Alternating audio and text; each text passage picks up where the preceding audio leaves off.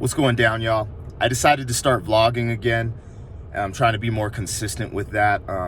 I stopped being consistent because I wanted a super professional vlog, like high-end cameras, all this stuff, but I realized I'm never gonna vlog if I do it that way. I just need to pick up my phone and let you guys know what I'm thinking. So the first thing, coronavirus. I live in Colorado. It's March 16th, and the worldwide hysteria is going a little more crazy. And it's getting a little more real. To me, it looks like they're about to start a national quarantine. I'm sure they're going to go by state by state. Whichever states are affected the hardest, they'll start doing quarantines. I believe if people don't abide by the quarantine, they could instate martial law. So I'm sure they're putting pieces of the military across the board all over the country. Because I know, Americans, we're just like, hey, we're going to do what we want to do. So when they put people in quarantines, they're going to want a way to make sure that goes down properly. It looks like FEMA's being alerted. If I had to guess, if they were doing it the smart way, they'd have a lot of test kits on the way and ready to test Americans. So they would need, I would guess, military and FEMA, so they could do those drive-through tests so people could get tested. It seems like the people who get hit with the coronavirus the worst, are having respiratory issues. So they, sometimes they just need extra rest or oxygen. The old people that are getting it are normally getting wiped out and killed when I believe the age rate is anything like 50 and above. But it seems like it's affecting people from like 65 to 80, like just crazy.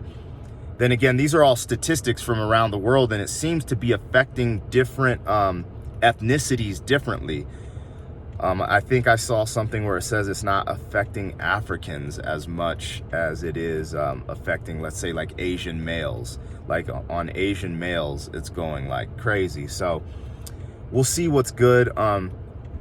I know people are big doubters on this virus, and they're like, hey, it's just the common flu. The flu kills more people, blah, blah, blah. I'm not going to say that to be true or not true. I don't think we have enough information to know which one kills more. The other thing is we're trying to contain this thing. We're not trying to contain the normal flu. So there's going to be less deaths because we're out here trying to contain it, and there's still deaths. But what I will say, I think the biggest fear the government has is how contagious this thing is. I don't think they might be worried about the fatalities on the back end that we're just not seeing, and people are just downplaying that. But I think the big thing is how this potentially could overwhelm our medical industry because of the how contagious it is. Everyone that gets this thing, is contagious. That's a fact. Now, everyone might not get affected the same way. Some people might just sleep it off. Some people don't even know they have it. It doesn't even affect them at all. But for the people it does affect, the problem with this virus in particular is how contagious it is. If you're one of the people that get infected with it and do have to go to the hospital because you need oxygen, you need hydration, these little things that do happen with flus, the thing is it's so contagious that it can spread like wildfire at the hospitals. It could flood the hospitals with potential, for a lack of a better word, victims of the virus, etc. So really the main concern is overwhelming our medical industry and making sure our medical field doesn't collapse. People need to remember right now there are hundreds of thousands of people in the hospitals. There's women trying to give birth. There's people fighting cancer. There's people who just got over a stroke. There's people fighting diabetes type 1, etc. And if this flu goes rampant and people start showing up at the hospitals, it's going to do something to our medical system that we're not prepared for. Also, when the coronavirus broke out in China and broke out the way it was breaking out, we knew how contagious it was, and we knew because of international travel, it had a potential of coming here. So for us to not prepare for it, that was America's and our government's biggest mistake, because now all these last minute quarantines, all this other things that are going on, we're doing as a reaction. You always want to take action. You don't ever want to be reactive if you don't have to. So now we're reacting to what's going on, and now we're facing worse consequences in our economy, etc., because we have to shut down so many things in lack of preparation. If you guys get online, check out how Singapore and Japan has dealt with this. They've dealt with this really well. Therefore, things have not hit them as hard as it's hit Italy. And let's hope that we don't get hit like Italy, because if we do, we're going to be in for some economical crisis in our near future, if not already. Like, there's already signs. They cut the interest rate. The Fed just cut the interest rates, etc. These are all signs of things to come. So I hope you guys are prepared and being cautious. I'm not giving a doom and gloom story. It's just what's going on. And you just got to be cautious, because all the people who weren't prepared for this, they're the ones who are, like, you know, scrambling to get just basic necessities to be quarantined for, you know, 2 weeks, which is kind of crazy to think that, you know, a quarantine for 2 weeks or even a month, people aren't prepared for. But there, I've read the statistics. They say 70% of Americans don't even have $500 in their bank account for an emergency.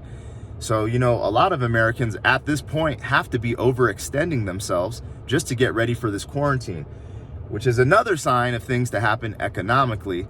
So, you know, everyone just needs to be careful out there. There's always the best case scenario that we get through this in a month or 2 or 3. There's also worst case scenario where it lasts 6 to 8 months. So, like, for example, myself, I'm in the entertainment industry. We've been hit the hardest because we can't have concerts. Servers can't serve, bartenders can't bartend. You know, they're shutting everything down. So we've been laid off by default. No way to make money unless you know how to switch your income to online. However, even if you switch your income to online, if the global economy is shaken, people have to be buying stuff online still. You know, so we're all connected, regardless if you're in the service industry or the online industry. Just people in the online industry aren't affected immediately, and they won't be affected as much as people who have to do physical work. So definitely contemplate that. Think about, you know, being able to create money and a business via online transactions. So when this stuff happens in the future, all this stuff is going to happen again at some capacity. May not be soon. You know, could be 100 years from now, 10 years from now, but it will happen again. So these things can prepare yourself. You can prepare yourself, and you can prepare your children for things to come. But I'm going to keep tapping in about the coronavirus. I will be dropping a music video next Monday or Tuesday, right on my birthday. My birthday will probably be quarantined, right? March 24th, but I'll probably do a release like the 23rd, like the night of the 23rd, just to get things moving. So tune in, and I'm going to start tapping in with way more vlogs and letting you guys know what I think about this coronavirus thing and what I'm doing to adjust to try to make money in the downtime and build these online businesses and also keep my sanity. I'm a big proponent of working out, and I do jujitsu, and I'm trying to, like, figure out ways to work out and get better at jujitsu in a time where they're telling us not to have much human interaction. So it's all going to be interesting. I hope you guys are safe. I hope you guys are utilizing all of this to learn, not this vlog, but what's going on in our world today. You can learn a lot about human behavior, human habits, our society, the economy, everything. When you see people fighting over diapers, etc., you know what could happen when there is lack thereof and scarcity. So be prepared for these things. Much love, light and beyond. It's your boy Black Pegasus, BKG into the death of me. Yeah.